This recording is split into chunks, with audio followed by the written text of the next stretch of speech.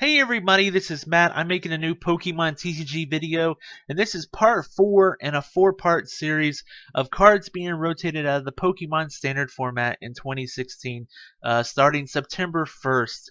And these are the cards from the Phantom Forces set, one of my favorite sets. And these are not the best cards in this set. These are just the cards that was interesting to me and that I'm really sad to see go in September. So let's just start out with Malamar EX, and this is a card I didn't realize how useful it was until much later. It wasn't until Darkrai EX came out that I was like, wow, I was like, I gotta get the Malamar EX to play with the Darkrai EX. But then I realized the Malamar EX, I almost enjoy playing it more than the Darkrai EX. The Hyper Hypnosis, whenever you attach energy, auto sleep your opponent. That's just so disruption. It's so disruptive to the opponent constantly having to try to wake up and wake up and wake up. They flip tails. It could change the entire game. And then Max Amar attack 60 for flip a coin, 60 damage for every energy card attached to him. For each heads you get, and again, it was great with the coin. Is the coin in this thing? Yeah, Trick Coin. Yeah, there you go. Also being rotated out. It's so good for Trick Coin. Him and double colorless energy was absolutely insane. You put a dark and you put a double colorless, then you put another double colorless, and he's flipping 5 coins and could do a potential 300 damage, but for the most part, you only needed like three heads to KO most EXs. Sad to see this card go because I really did enjoy playing this card, and I got my hands on a good play set of them, and I'm just real sad to see this card go before I could really have a lot of fun with it. So the next card, this is another one of those cards where they come out with a new break that is okay until until you look at the past something that works with it and you're like, whoa, that's really good, but then they rotate out that really good card. And this is the Hydraegon, which I don't think a lot of people really jumped on and really noticed, but that Dark Impulse ability, taking a darkness energy from your discard pile and attaching it to your active Pokemon, you know, um, is really, really useful. I used it with, dang, I can't remember. It's a Pokemon from the last video that also uses Psychic and Dark Energy and Noivern. And it worked really, really well, especially with, I think, Noivern Break. Either the regular one or the new Noivern had you discard energy, so it worked really well. And the new Hydraegon Break, I think a lot has you discard any darkness energy attached to your Pokemon or your active Pokemon or something, and it just worked really well. Even though it would be like a stage 3 at that point, which is really ridiculous. But it's just one of those cards. Energy acceleration is so useful, regardless of what form it comes in. And I'm sad to see any card that can energy accelerate leave the format because it just allows for new combinations to come out. Especially I never even thought about it, but you could do Hydraegon with Malamar EX to just continuously pump them with energy so you can get more flips. I mean, that's a cool combo, that I'm sad to see them both going. Aegis Slash, I never got my hands on this card, but it's such an important card. When so many decks are abusing double colorless energy, and double colorless energy at any point in the entire history of the game, when it's been legal, it's been abused because it's so powerful. And Mighty Shield prevents all damage on this Pokemon by attacks from each of your opponent's Pokemon that has any special energy attached to it. Um, it is so important to have a card like that in a format to balance those cards out. Like I was saying in a previous video, it's so important to have a safeguard Pokemon to balance out against rampant EXs or rampant basics in the format. And it's so important to have something to counter all the rampant uses of double colorless energy. And Mighty Shield was there to do that. Even if its attack didn't do that much damage, it still was a decent counter that I'm sad to see it go away. It just means that double colorless energy really has no counter. Because not only that, but we're also losing. I think we're losing. Are we losing? We're losing one way to remove it. Special energy card with zero sick. I guess we're not losing the energy removal item, but still, sad to see this card go. A good counter to that double colorless stuff. sad to see it go. Another metal support card, Bronzong with the metal links. It's funny, we got a new Bronzong break, and then they rotate out the Bronzong. It's just a reoccurring story, or a reoccurring song we keep hearing. Um, I really sad to see this go. It's not only was it's just it's energy acceleration, and it's with a new break, it would have worked really well. Energy acceleration just allows combos to work. It just allows new decks to come out of nowhere, and really sad to see this go right when it was starting to get really good, and with a lot more cards coming out to combo with, and really sad to see it go. It was a tech in my Fortress Bronzong deck. And I'm sure it was a tech in a whole kind of deck, Lugia, Bronzong, all these kinds of decks. It's really sad to see this go. Ginga EX was one of my favorite cards. Um, I won't say it's the most potent card by any means. Put 3 damage counters on one of your opponent's Pokemon. Yeah, they'll just rough seize it off and for free the next turn. Spread is dead basically.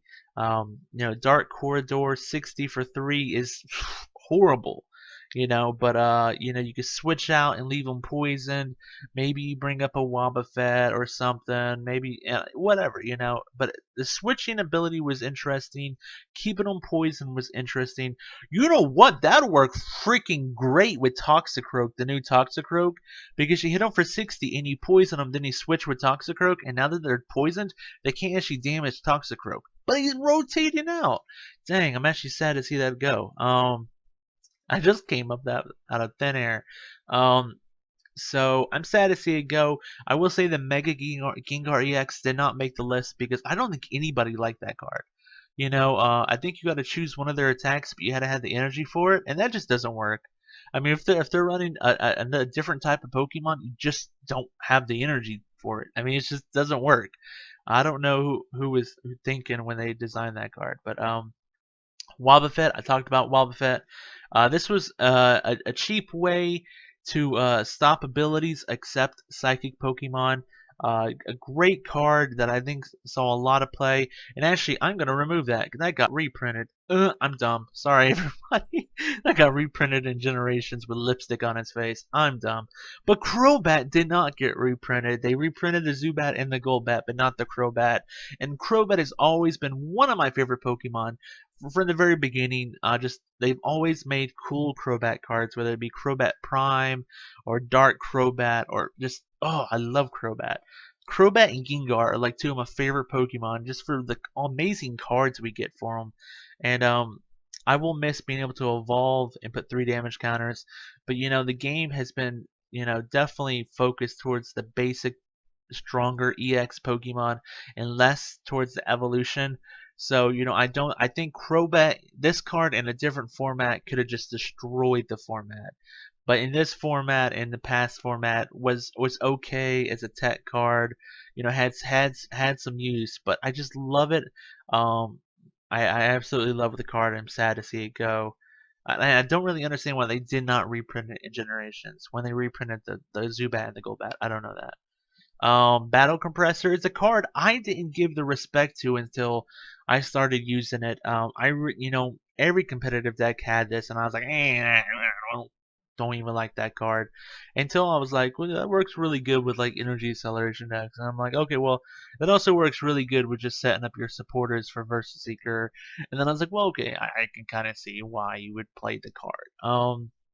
Either way, the card had uses, like I said, energy acceleration and stuff like that. And, it allowed combinations to occur, whether it be Versus Seeker or, something like Bronzong or something like that. Sad to see it go because it's one of those combo things, it allows combos to happen, and combos are what make trading card games awesome when you can combo stuff. So Robo Substitute, I'm really sad to see this card go. I actually, I think not a lot of people really liked this or played this card, but I actually really liked it. It was just really interesting, and it's actually really sad to see the Robo Substitute go right after a card comes out that is so interesting with it, and that's Ninja Boy. I think that's what his name is, the new supporter Ninja Boy. Basically, they made a ruling that you can have Robo Substitute out for a turn, then use Ninja Boy and swap him out for a basic Pokemon, and then just evolve it right away. And that's like so like that's safe. I mean, that's like, you know, you put down your Remoraid, you know, they could just Lysander it up there, knock it out, take a prize, go ha ha.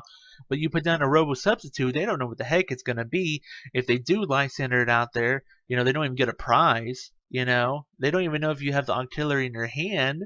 You can just discard the Robo Substitute whenever you want.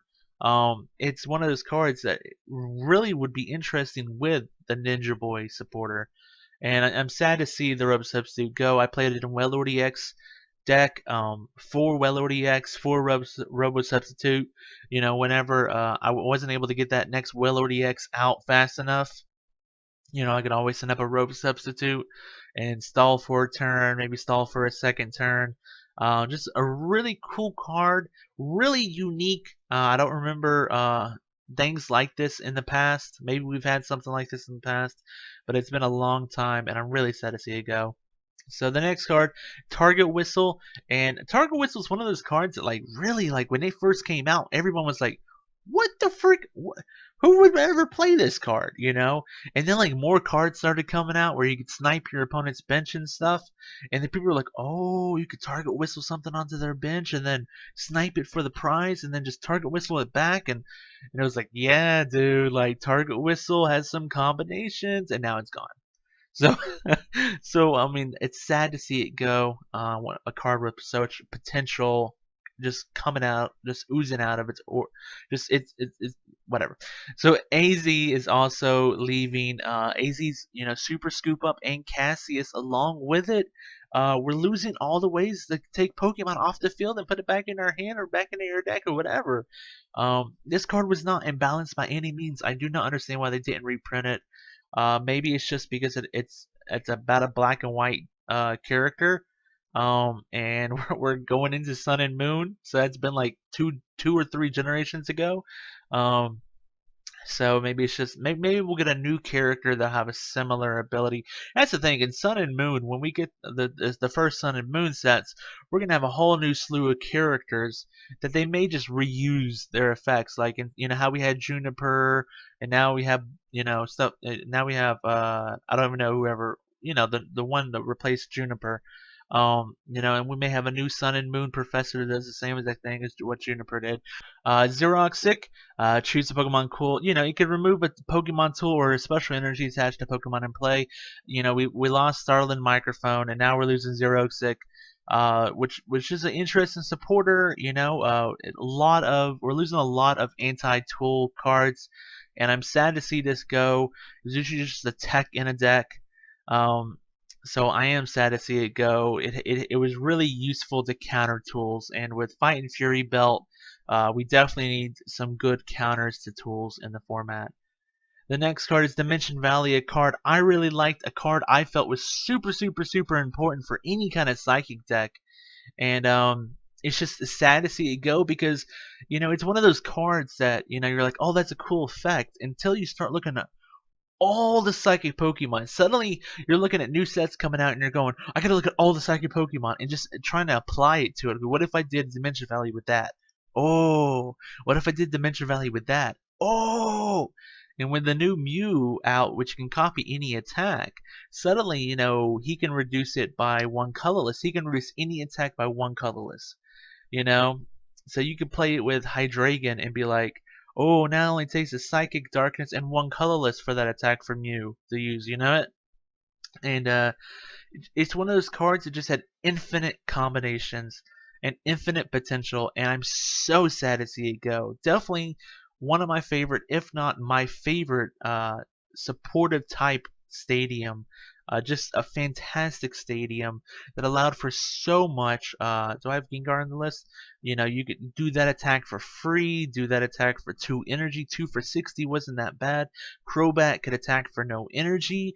I mean, seriously, it was just so useful with so many Psychic Pokemon. This is top 5, one of my cards I'm going to miss the most from the standard format. And I don't think we'll ever see it back, but I'm really sad to see it go. And then the final card is Trick Coin, a card like Protection Cube, that it's just you're like, oh, that's interesting, but until you see a card that works so perfectly with it. It's just so perfect. You're like, oh. You know, one of those cards is Malamar EX, and you throw a bunch of energy on that. Let's say you have 3 energy, and you're like, okay, I can do a potential 180, three tails in a row. Oh, flip, you know. Trick coins, like, once per turn, you can reflip all your coins. And it's like, yes, you know. It's one of those cards that can just make these flippy cards so good, you know. And I'm really sad to see it go. You know, it's another one of those cards where you know you start scanning you start scanning the new sets, going, you know, like can Trick Coin work with this dude? Can Trick Coin work with that? You know, and it's an amazing card that you know didn't have a whole lot of potential. But with the right cards, it was just perfect, and I'm really sad to see it go. So those were the cards from the Phantom Forces set that are being rotated out September 1st of the standard format. If you want to pay your respects, you can type F down in the comment section down below. Thank you so much for taking the time out of your day to watch this video. I hope you have a fantastic time playing Pokemon TCG in the future. Have a fantastic day, everybody. Bye-bye.